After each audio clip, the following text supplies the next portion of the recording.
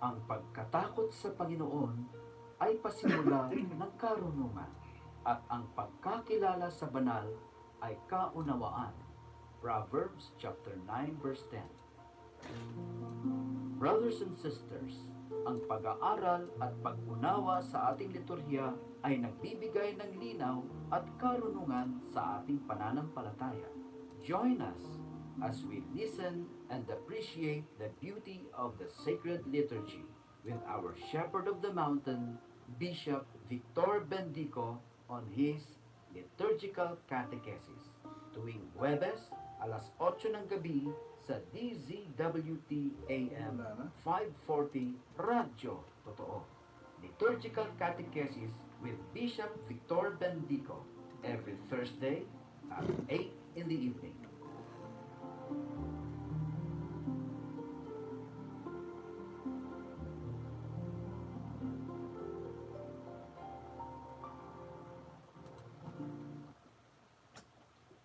Good evening, dear friends, brothers and sisters. I am Bishop Victor B. Bendico of the Diocese of Baguio, and welcome to this our liturgical catechesis for an hour. But before anything else, let us first pause for a moment and pray to God, direct our prayer to the Holy Spirit so that we would be guided for this evening's reflection and explanation on liturgical matters. In the name of the Father, and of the Son, and of the Holy Spirit, Amen. We stand before you, Holy Spirit, as we gather together in your name, with you alone to guide us. Make yourself at home in our hearts. Teach us the way we must go and how we are to pursue it. We are weak and sinful. Do not let us promote disorder.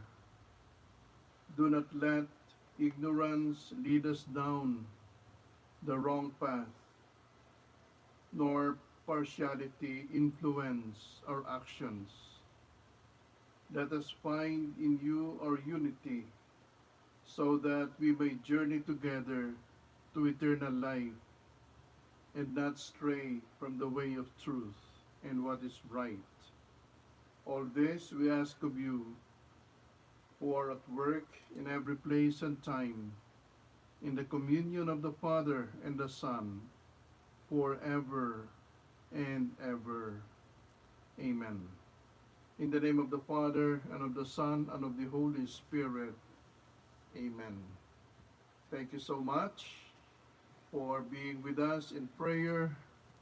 And as I have mentioned a while ago, I wish to welcome you to this, our liturgical catechesis, an hour particularly explaining the importance of the holy sacrifice of the Mass. Well, for this evening, I just wish to summarize or say something about what had already been said, but as reminders for us, particularly on the duties of those in holy orders, the functions of the people of God, the particular ministries, and the distribution of functions, and the preparation of the celebration. Yung misa, mahalin tulad natin ito, sa isang show, parang isang concert, sabihin na natin. Sa isang konsyerto, meron diyang iba't ibang tao. Meron silang iba't ibang roles functions sa konsyerto. Kaya meron dyan, halimbawa, na lead actor or lead singer, supporting actor, supporting singer. Meron din dyan na mga taong in charge sa sounds, lights. Meron ding mga tao dyan na in charge sa physical arrangement. Merong director of the whole show or the whole concert.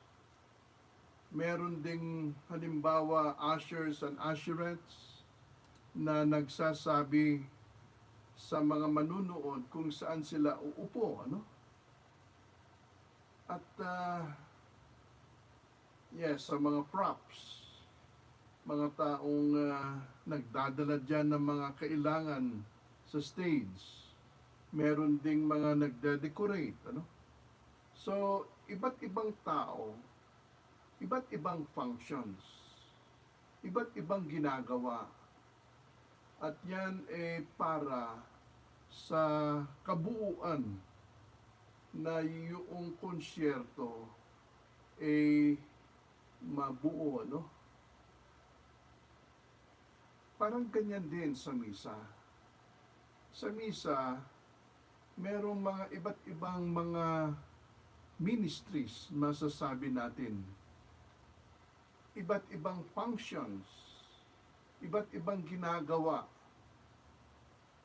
Kaya merong halimbawa, no, yung mga roles and duties ng mga iba't ibang mga ministers.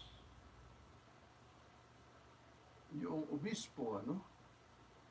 Yung mga pari na nagko-concelebrate, yung mga deacons na nag-a-assist sa mga pari, yung mga liturgical ministers like the readers, extraordinary ministers of Holy Communion, yung choir, yung mga servers, altar boys, merong sakristan, ano?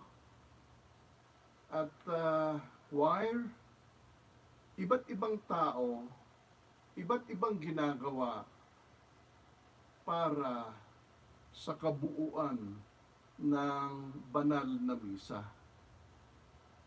And according to the liturgical norm, yung mga dapat gagawin ng mga ito, ay yun lang. Ang ibig sabihin, they should perform the functions that only pertain to them. Their roles and their responsibilities, kung ano yung pinapagawa sa kanila sa misa, yun lang ang gagawin nila. Kaya dito halimbawa, at nasabi na ito, ano, last week at even bago last week, ano, sa mga nakaraan na ring mga explanations namin dito, nandyan yung obispo, nandyan yung pari, nandyan yung mga deacons and other liturgical ministers. At usually, itong mga ito ay nasa sanctuary. And they have their own proper place. It is because they perform something in the sanctuary. Although yung choir ay nasa nave, no? O nasa choir loft. Yung mga collectors, ganun din, ano?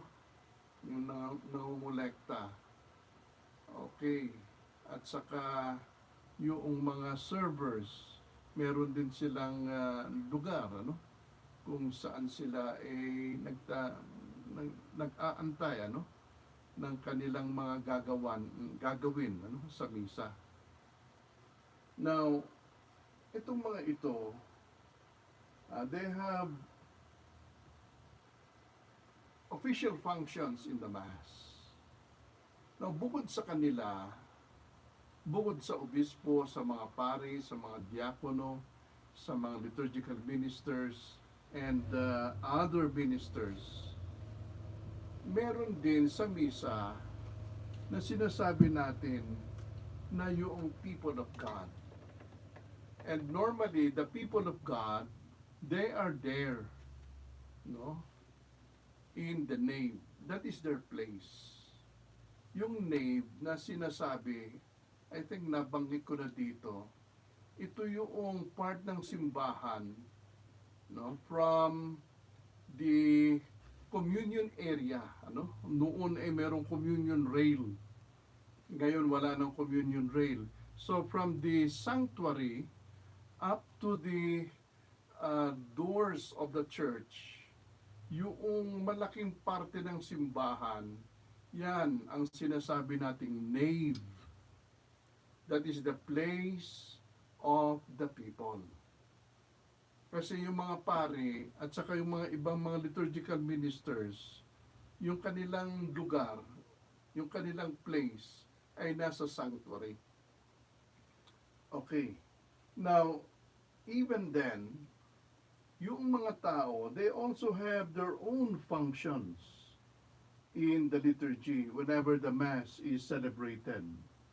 And so it is stated here in number 95 of the General Instruction of the Roman Missal that in the celebration of the Mass, the faithful form a holy people, a people of God's own possession, and a royal priesthood, so that they may give thanks to God and offer the unblemished sacrificial victim, not only by means of the hands of the priest, but also together with him, so that they may learn to offer their very selves.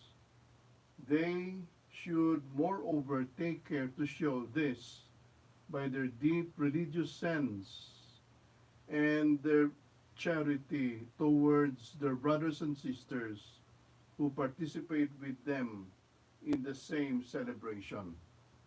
And so sila, together with the priest, kung nasa loob ng simbahan, kung nagsa-celebrate ng misa, okay, lahat tayo, no? We form a community. Okay. So we look towards one another with charity as we participate in the same celebration. Moreover, the people of God, they form one body, whether in hearing the word of God or taking part in the prayers and the singing. So that is why, very important ito, that to hear the word of God is a form of participation. Singing or to sing within the celebration is also a form of participation.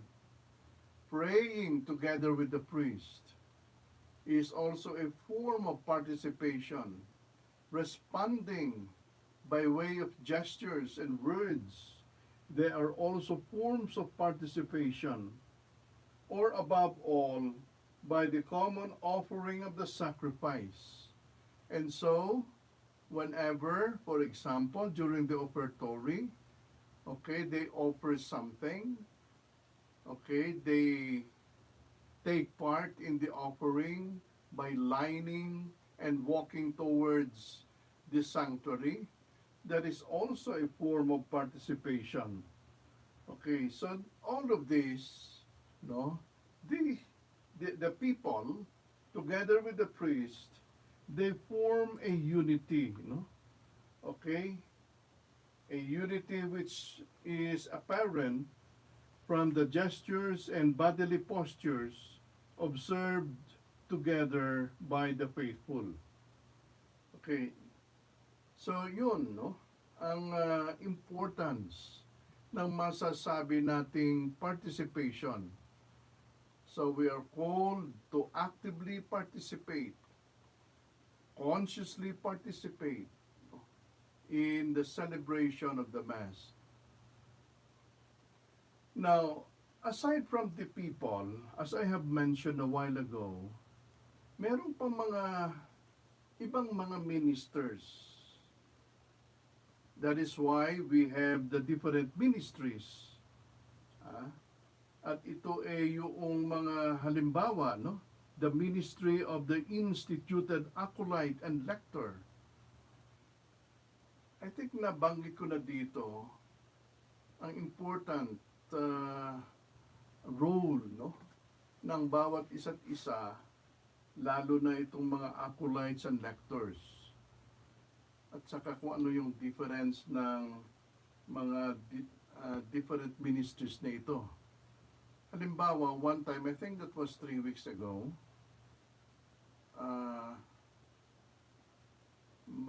meron tayong guest dito na seminarian, si Seminarian Danish, na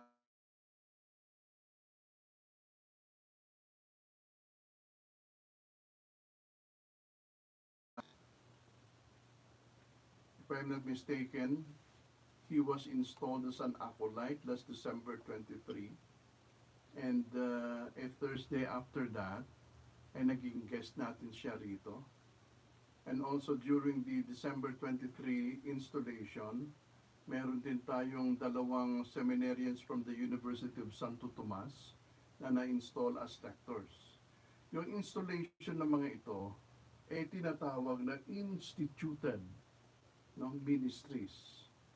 Yung instituted ministries, nabanggit ko na rito, ay para ito sa mga magpapari, no, mga parang stepping stones towards the priesthood. And after, for example, a seminarian is installed as lector, acolyte, then the seminarians will be ordained as deacon, and after the diaconate, eventually after 6 months or so, they would be ordained as priests. The acolyte and lector, iba ito sa masasabi nating mga lectors and acolytes na nakikita natin dyan sa misa ng mga lay faithful. Yung mga lay faithful na yan, well, they function as acolyte and lector, but they are said to be not as instituted lectors and acolytes, but as recognized lectors and acolytes, particularly by their parish priest and by their parish. Yung mga instituted acolyte and lectors like the seminarians, yung tawag sa kanila ay installation. Sila ay na-install at nag-i-install sa kanila ay yung obispo. And in as much as yung coverage ng obispo ay buong diocese, etong mga seminarians natin na na-install as acolyte halimbawa, no, na pwede silang magbigay ng Holy Communion, they can give Holy Communion anywhere in the Diocese of Baguio. Kahit anong parokya, kahit saang parokya, they can read as instituted lector, kahit saang ano pa ito, yung parokya, no, sa Diocese of Baguio. But yung sa mga parishes natin na mga lectors and acolytes, they function only within the bounds or the boundaries of the parish, because it is the parish priests, their parish priests, no, that recognize them, no. Okay, so that's the difference, no, between the two. And tatanong natin, who should be given preference? The instituted acolyte or the recognized extraordinary minister of Holy Communion in the parish? Well, yung preference or importance should be given more to the instituted acolyte sa ating mga seminarians. So if they are there in the celebration of the Mass, no, so they should be the ones who should first be given the sacred host in order to distribute them to the people for Holy Communion. At ganun din sa mga lectors, ano? Kung merong instituted lectors na mga seminarians natin, they should be given preference over the recognized lectors in our parish. Okay. Yan, ano? Kasi kung minsan, ang nangyayari, kahit nandiyan yung mga seminarians natin, na mga lectors na, acolytes na installed, ano? Well, yung atin pa ring mga lectors and acolytes sa parokya na mga lay, no? Lay din, ay yung mga nagpe-perform ng functions. Anyway, no? I think we have to bear that in mind, no? Now, dito sinasabi sa general instruction of the Roman Missal that in the absence of an instituted acolyte, so ibig sabihin, yung preference talaga ay nasa instituted acolyte, na kung wala siya, in the absence of an instituted acolyte, there may be deputed lay ministers to serve at the altar and assist the priest and the deacons. And halimbawa, ito yung mga sinasabi nating mga extraordinary ministers of Holy Communion. Ano? Mga extraordinary ministers of Holy Communion. Although, we should not forget na itong mga instituted acolyte na ito, ng mga seminarians, they are also considered as extraordinary ministers of Holy Communion. But aside from them, in their absence, yung mga lay na deputed, ano, sa ating mga parokya, okay, they could perform the function. What is the meaning of deputation? It means delegation.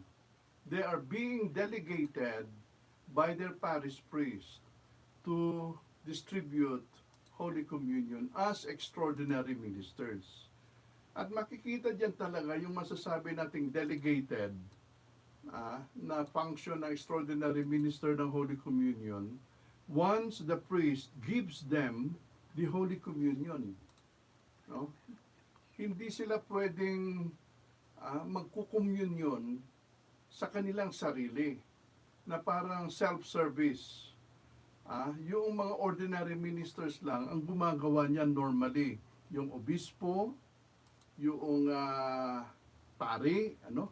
Ito yung mga ordinary ministers ito, yung deacons. Although yung mga deacons, normally dito sa atin sa Diocese of Baguio ay binibigyan ng Holy Communion ng pari, pero as ordinary ministers, no, they could receive Holy Communion also by themselves. But aside from the ordinary ministers of Holy Communion, itong case ng mga extraordinary ministers of Holy Communion ng mga lay faithful natin, okay, they receive Holy Communion from their parish priest.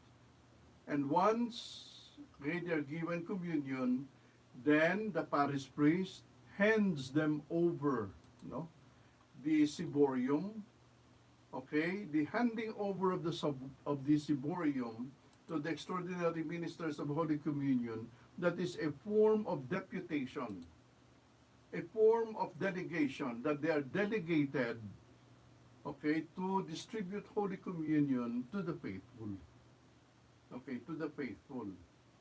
So, that's it, ano?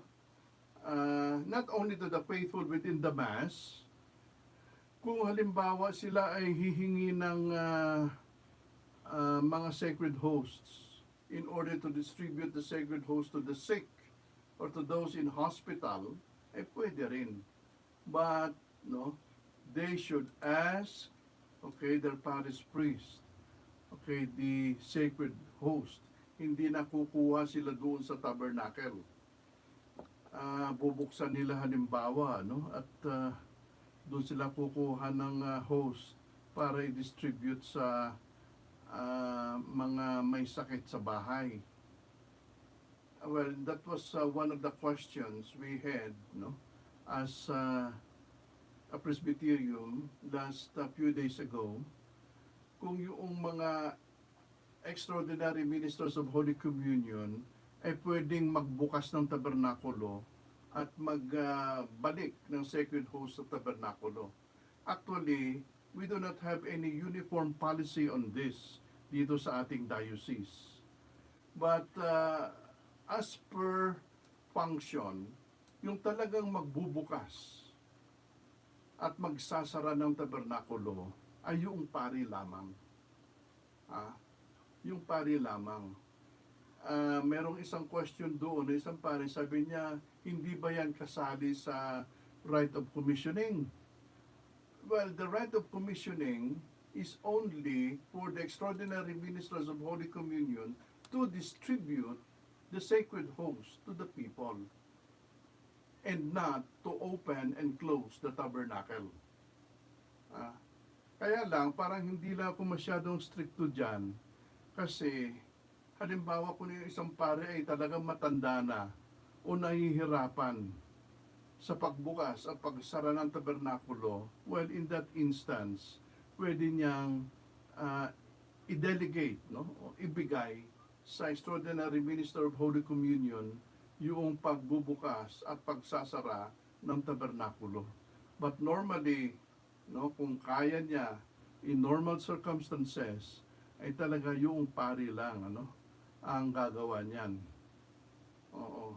Na tatanong ko, bakit sa ibang diocese yung mga kwan allowed naman, ano, na magbukas at magsara? Well, it depends actually on the bishop. Okay. But for me, here, no, I would rather prefer that the priest would open and close the tabernacle, no, rather than the extraordinary minister of Holy Communion, unless the priest is so old or the priest is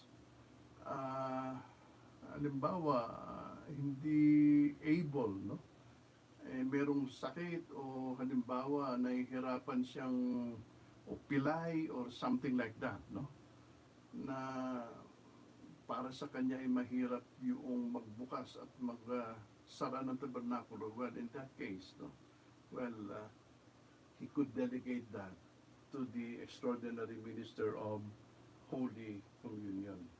Anyway, I think the aspect of delegation, no, or the deputation para sa mga extraordinary ministers of Holy Communion is so clear na yun para lamang sa mga extraordinary ministers of Holy Communion to distribute Holy Communion. Kaya merong mga tanong dyan kung minsan, kung halimbawa may sakit sa bahay, at siyempre, yung extraordinary minister of Holy Communion ang magdadala ng host doon sa may sakit, siya talaga ang magbibigay. Kasi delegated siya. And he could not further delegate it to another. O halimbawa, sasabihin niya, nakita niya yung anak ng may sakit habang pumupunta siya sa bahay. Sasabihin niya, ikaw na lang yung magbigay ng Holy Communion sa tatay mo. Ay hindi pwede yun. Kasi wala siyang delegation. Ikaw yung delegated as extraordinary minister of Holy Communion, kaya ikaw talaga yung magbibigay ng Holy Communion sa may sakit. So that is very important, no? In as much as you have been commissioned for that, kung ano mang kahirapan dyan, halimbawa, kung mga nahihirapan kang mahirap talaga yung pagpunta dun sa bahay, no? You do not have any other option but to do it, no? Okay? So, I think that is clear, no? Okay, so, now, aside from the instituted acolyte, no, sinasabi rito, pwede ring i-depute o i-delegate yung lay ministers to serve at the altar as extraordinary ministers of Holy Communion. Now, itong delegation to distribute Holy Communion, this could be done in an instant. Ang ibig sabihin, this is one case, but normally, hindi nangyayari ito sa ating diocese.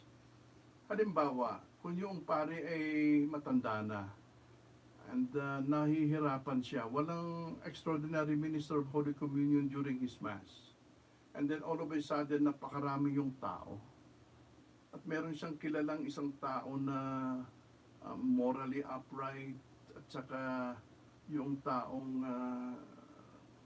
may kakayahan, okay, na mag-distribute ng Holy Communion. Sasabihin niya, tulungan mo ako na mag-distribute ng Holy Communion. Hindi ko kaya ito. So, the priest can delegate that to a lay faithful, but only during that instance. Okay? During that Mass, in other words. Pagkatapos niyan, ay wala na. So, the delegation could be done in an instance, or it could be done by way of deputation sa mga extraordinary ministers of Holy Communion natin na nakomisyon natin sa ating mga parokya. And well, the commissioning could be, I do not know kung ilang taon sa diocese yung parish priest na nagdi-determine yan. It could be done every year. It could be done once every 2 years. Or it could be done once every 3 years.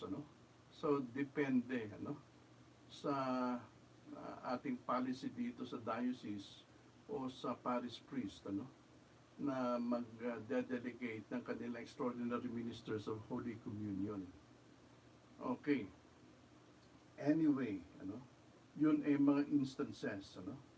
Now, in the absence of an instituted lector, so wordings pa lang, in the absence of the instituted lector, in other words, yung instituted lector talaga, yung bibigyan ng preference. Now, ito yung mga seminarians natin, Okay. So, kung wala sila, other lay faithful may be deputed to proclaim the readings from the sacred scriptures.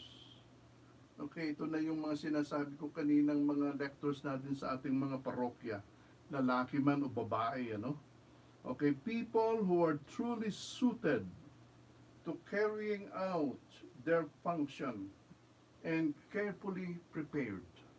Kaya kinakailangan talaga yung preparation dito in terms of seminars or conferences na i-explain yung mga important functions ng lectors, the function of the Word of God, the importance of the Word of God in the life of the people, so that by their hearing the readings from the sacred texts, the faithful may conceive in their hearts a sweet and living affection for the sacred scriptures. Okay, so talagang, well, yung preparation, hindi lang doctrinal, masasabi natin, hindi lang liturgical, na masasabi natin na, well, they should know their functions, kung anong dapat gagawin nila, kung anong dapat babasahin nila. And normally, they read the first reading, the second reading, yung mga prayers of the faithful, yan. Yan ang mga liturgical functions ng mga readers, Okay?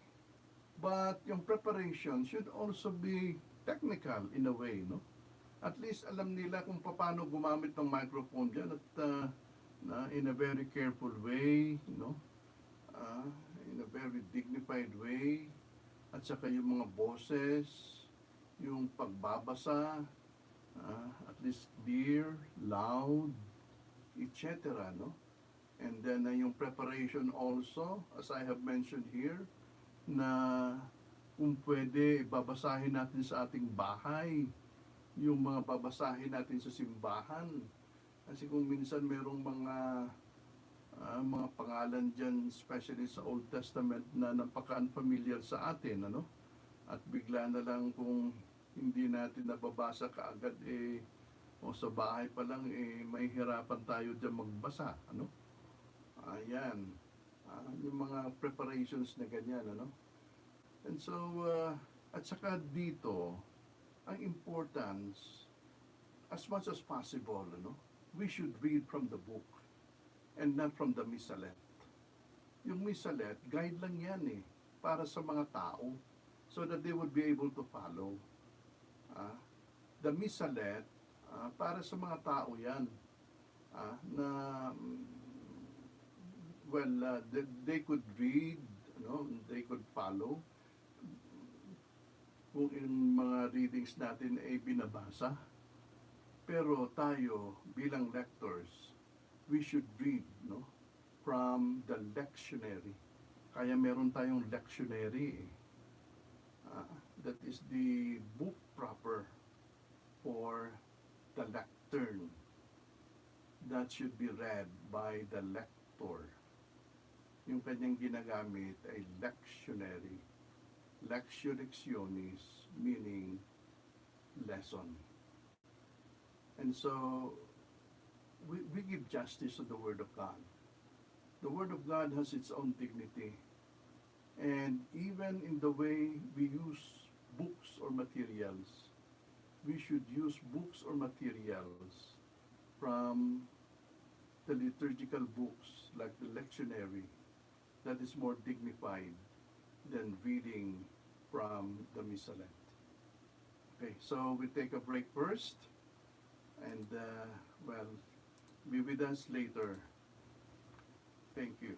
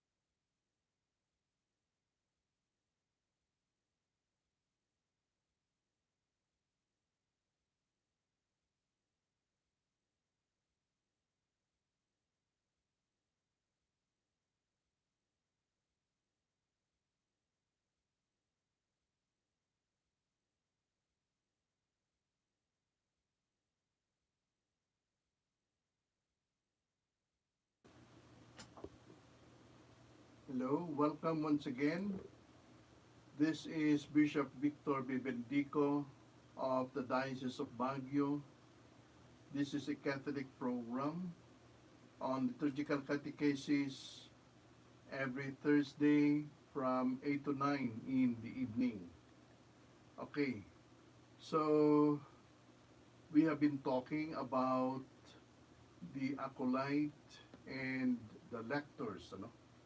Now, in between the readings, yung first reading and second reading, particularly during Sundays, kasi yung nagbabasa ng first reading ay lector eh. Yung nagbabasa ng second reading, lector din, another lector. In between, meron tayong sinasabing responsorial psalm. I have repeated these things here, that the psalms are meant to be sung. Okay, so probably what I've been saying, narinig na ninyo, and I keep on repeating and repeating all these things. Well, I do believe that repetition is the mother of learning.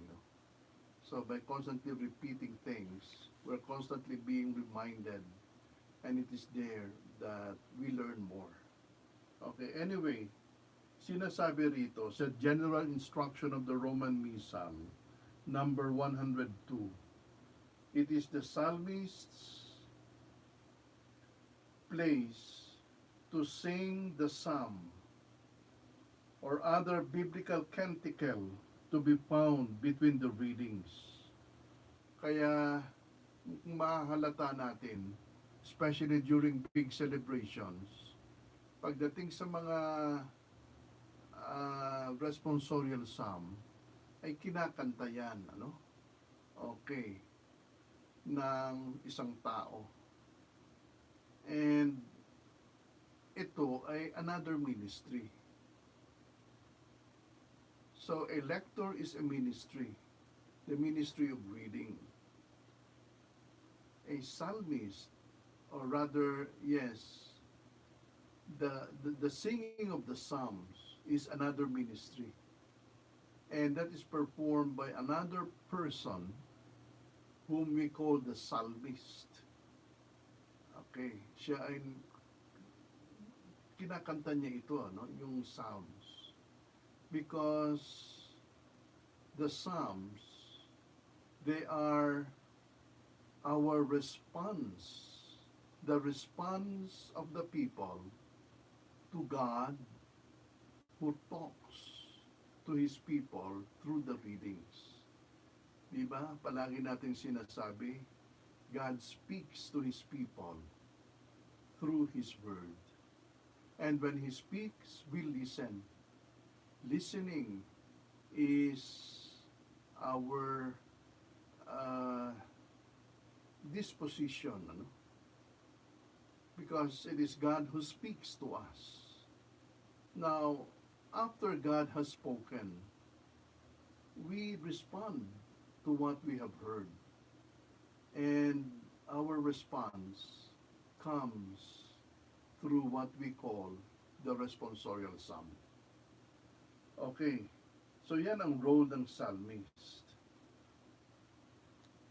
And normally, yung kinakanta niya, they are taken from the book of Psalms. Or as mentioned here, other biblical canticle. Okay. Now, to carry out this function correctly, it is necessary for the psalmist to be accomplished in the art of singing psalms, and have a facility in public speaking and elocution. Well, of course, kinakailangan naman dahil kumakanta, talagang maganda naman yung boses niya. And that it should be inspiring, kung kakanta dyan yung isang tao na psalmist at parang sintonado, ay instead nung magre-reflect, mangilay-ngilay yung tao sa ating mga psalms, mga readings natin, Baka ma-distract pa, ano? Okay. Accomplished. He should be accomplished in the art of singing the psalms.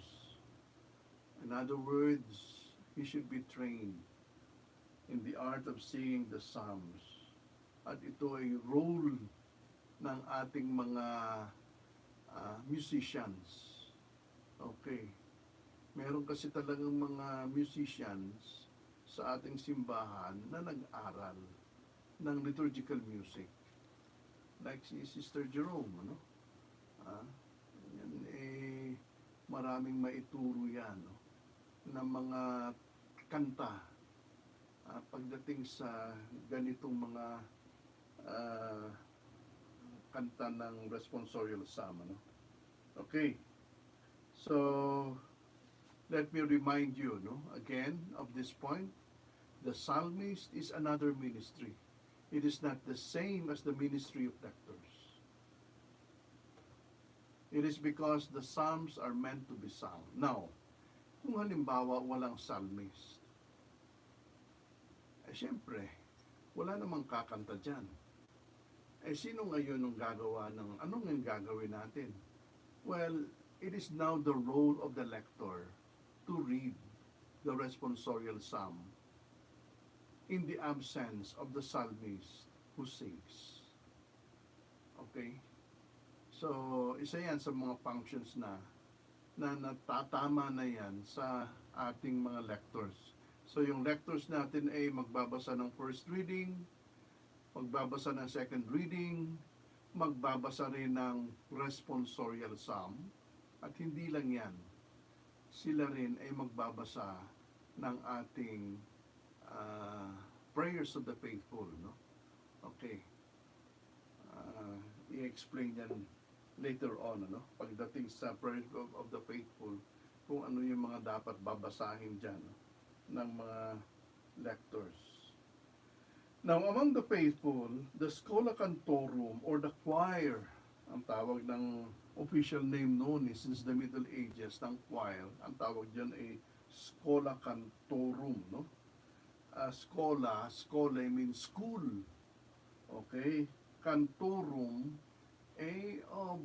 of the songs, no? Or of singing. So the school of songs, the school of singing, or in other words, the choir. Okay, so the choir exercises its own liturgical function. So to sing during the Mass is a liturgical function. And as I have stated, this is another form of participation in the celebration of the Mass. So its place is to take care that the parts proper to it, okay, in keeping with the different genres of chant are properly carried out, and to foster active participation of the faithful by means of the singing. Okay, so yung choir, normally, they should lead the people in the singing.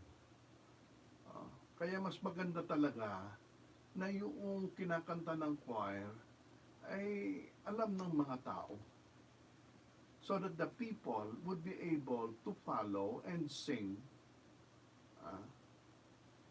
Kaya mas maganda na yung kakantahin ng choir ay yung mga common songs o yung mga songs naman na naituro sa mga tao. Hindi naman na sila lang, no, from beginning to end ang kumakanta. Ay yung tao ay nakikinig lang. That is not participation, no? Active participation on the part of the people, no? Ay palaging sinasabi yan dito, no? To foster active participation of the faithful by means of singing. So yung participation is not only on the part of the choir members. The participation should also be on the part of the people na nandyan sa nave. Okay? Na nagsisimba. So what is said about the Schola Cantorum also applies with due regard for the relevant norms to other musicians and especially the organist. Okay? So, importante ito, no? Ah, kasi yung ah, tension noon, di ba? Nasabi na natin dito na yung misa noon Latin, yung tension after the Second Vatican Council or even during the Second Vatican Council when it was in session was if the celebration of the Mass will be in the vernacular or not. So after so much discussion, the vernacular won the day. So in other words, this is a gift of the Second Vatican Council to the Church, particularly in the celebration of the Mass. Kasi yung point, no, ng mga proponents ng vernacular is for the people to participate. Ay paano ba makapag-participate yung mga tao kung yung naririnig nila ay lingwahe na hindi nila alam?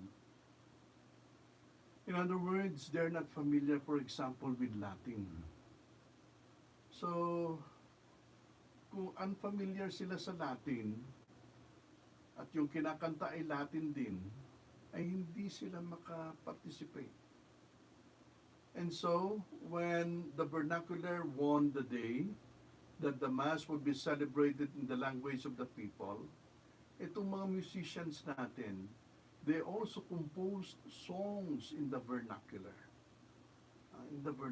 So that the people would be able to follow and sing and actively participate. Kaya dito sa atin sa Pilipinas, no, we have so many liturgical languages. And people are singing in different liturgical languages. Kaya meron tayong Tagalog Mass, yung kinakanta ng mga tao ay Tagalog. O kahit nga sa English Tagalog din ang kinakanta. Ibig sabihin, talagang at home yung mga tao sa lingwahe. Kung meron tayong Ilocano Mass, yung kinakanta ng mga tao ay Ilocano, then that brings participation on the part of the faithful.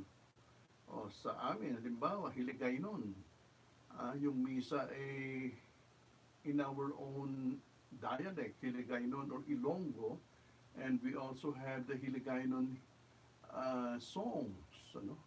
People would be able to participate by singing the Cebuano Mass with the Cebuano songs, the Waray Mass with the Waray songs, the Bicolano Mass with the Bicolano songs, okay, Kapampangan Mass with the Kapampangan songs, Pangasinense Mass with the Pangasinense songs, etc.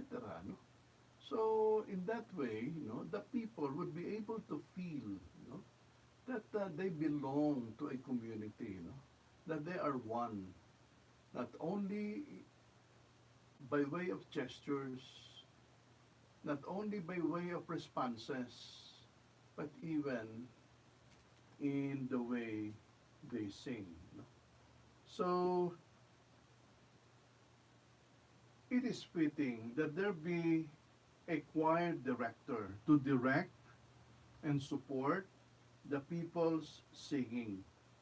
Indeed, when there is no choir, it is up to the director, okay, to direct the different chants with the people taking part proper to them. Okay. So, ganyan din naman ang importante, lalo na kung halimbawa, sinabi natin kanina yung misa ay parang show, So may director yan, so that everything would be in place. Ganon din sa misa. May musician, may director na nagdidirect sa atin at para sa mga tao, para sila naman ay makapag-participate sa pag-aawit o kakanta. Now, ito pa, itong ating mga sakristan, itong ating, siyempre sakristan, meron tayong main sakristan dyan, yung nagpe-prepare ng mga gamit natin. That is also a form of participation. they participate, no, yung mga sakristan natin, by way of preparing the liturgical paraphernalia. Kung anong mga gamit ng pari, kung anong gagamitin ng pari para sa misa. Okay? They participate in their own way. Yung mga altar servers natin, yung mga maliliit na bata, yung mga teenagers natin na nagsiserve sa misa, okay? They have their own way also of participation. And their function is something liturgical. And they exercising. Sinasabi rito sa General Instruction of the Roman Missal 105, the sacristan who diligently arranges the liturgical books, the vestments, and other things that are necessary for the celebration of Mass, they perform a liturgical function.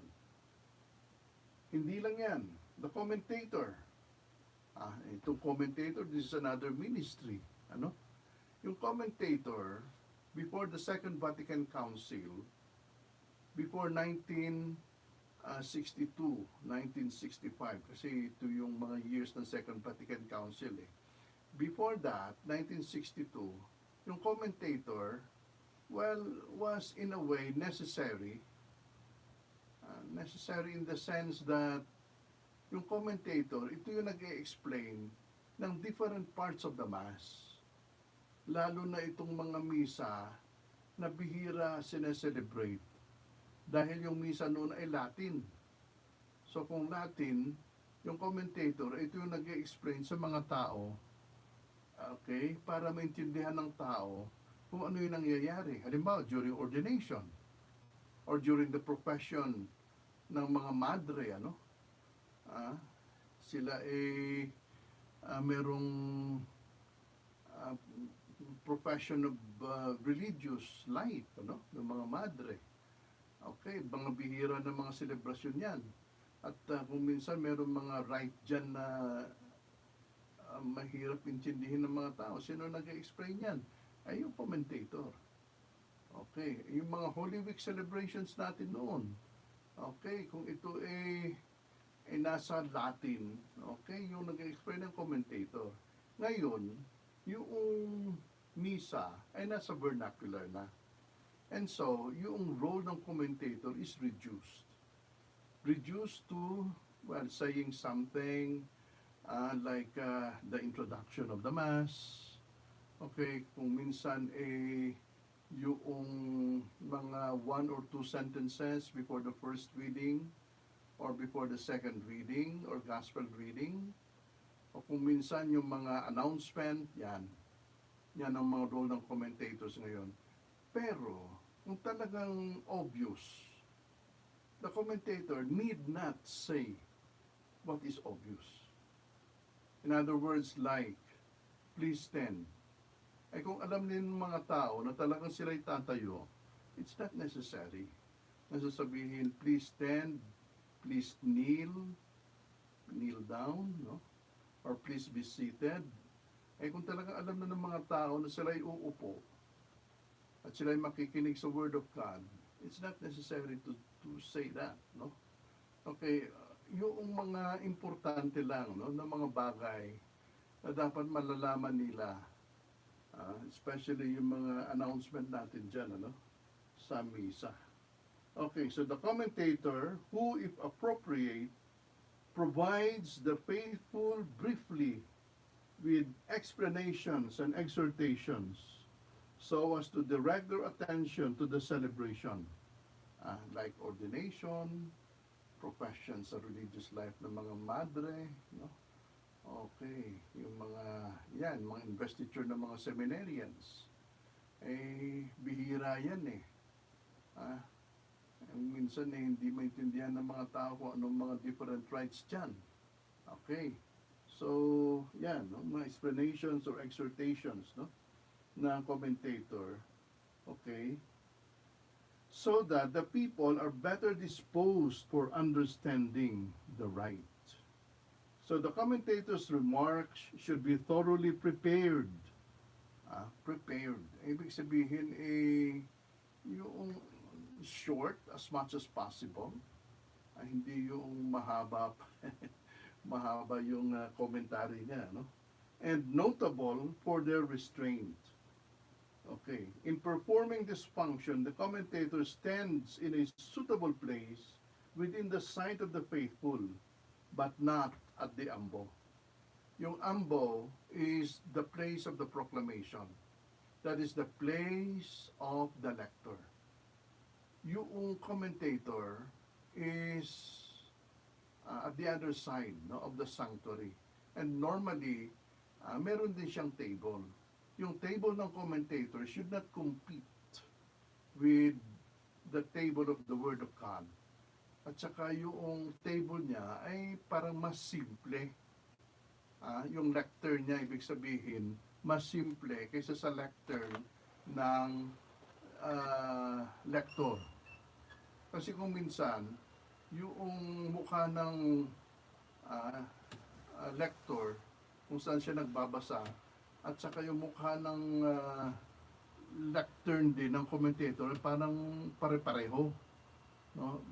Sana mas simple yung lectern ng commentator, and ito pa, it should not be within the sanctuary. Kung maari, ito ay nasa ilalim, ano? O nasa lower steps ng sanctuary. Yung lectern ng commentator. Dito sa atin sa Katedral ng Baguio, yung lector, siyempre, yung kanyang lectern ay nasa sanctuary. Yung commentator, yung kanyang lectern, or rather a table, ay nasa baba. No? Okay. So, that is a difference, no, that we take to mind. No? Okay. And, meron pa, those who take part in the collection in the church, yung mga collectors natin, no? Their function is also liturgical. Okay? And those who in some regions welcome the faithful at the church doors. Ito yung sinasabi natin ng mga ushers and usherettes. Yung nabanggit ko kanina na parang may concert. Kung sa concert, dinidirect nila yung tao kung saan uupo. Okay. Ito yung role ng ushers and usherettes. Seat them appropriately and marshal them in procession. Okay, so yan, ano? Ang role ng mga ushers and usherettes. Kung meron. Kung meron. So, it is also something liturgical. They perform a liturgical function. No? Okay. Dito rin, it is sinasabi rito 106 ng General Instruction of the Roman Missal. It is desirable at least in cathedrals and in large churches to have some competent minister or master of ceremonies. MC. Dito sa atin sa cathedral ng Baguio, ang gumagawa nito ay si Father Marion. Siya yung MC, nagdidirect kung ano yung dapat gagawin, ano? To see to the appropriate arrangement of sacred actions and to their being carried out by the sacred ministers and lay faithful with decorum, order, and devotion. Okay? So, yan, ang role ni Father Mario Nebres. Kaya kung mag-EMC siya, kahit yung kanyang suot ay iba pula. Ano pagkapula ba yun, ano? Tapos meron lang siyang, ang tawag dito, yung rokete, no? Okay. So, that's him, no? Who arranges and directs and see to it that everything is in its proper order with decorum and devotion. Okay, so I think lumampas na tayo sa ating oras. I have to thank all of you now. Okay, so we have to end this explanation, at least of the different functions of the different ministers and functions which are proper to them and something that they only have to perform kung ano lang yung pertinent para sa kanila. So thank you so much for being with us this evening. Thank you for your patience. And I wish to thank here our technical persons, Neil Dalilis, Ishanto Dalilis, Rafi Ignacio at the other side of the booth, and Father Mark Batolni, of course, our station manager, and indeed all of you, no? Okay, who have been with us not only tonight but even in the past, no?